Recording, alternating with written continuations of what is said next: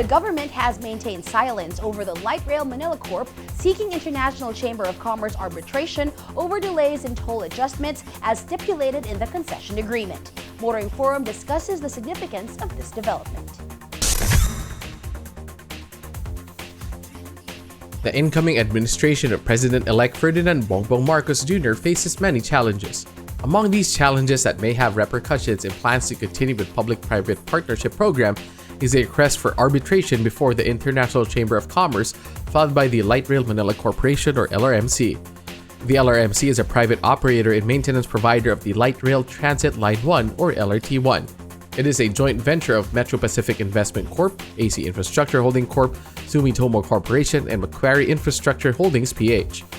According to news reports based on disclosures to the stock exchange made by MPIC, the LRMC has filed a request for arbitration with ICC over its disputes with the Department of Transportation and its attached agency, the Light Rail Transport Authority.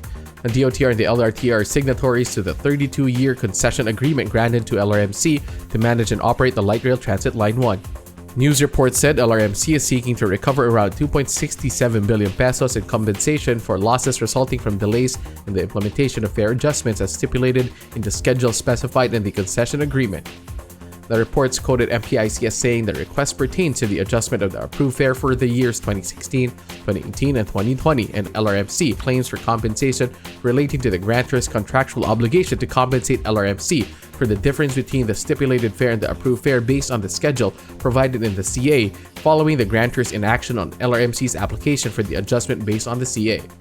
The MPIC was also quoted as saying the request for arbitration before the ICC covers the losses, costs, and expenses incurred by LRMC for the grantor's failure to deliver to LRMC the required numbers of light rail vehicles that meets the stipulated technical requirements under the CA and the structural defects on the existing LRT-1 system, both of which are required to ensure that the LRMC is able to provide a safe, efficient, and reliable service to the public as required under the CA. The reports added that despite compliance with applicable legal requirements and after exerting best efforts to amicably discuss the foregoing claims to the grantors, LRMC has not received any offer from the DOTR and the LRTA. The outgoing administration, President Duterte, has been officially mum about the request for ICC arbitration reportedly filed by the LRMC.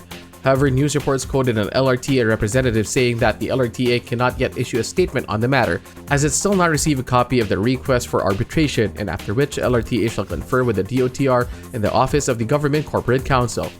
How the ICC proceeds with a request for arbitration from LRMC against the DOTR and the LRTA should be of interest to other private groups with similar concession agreements with government agencies.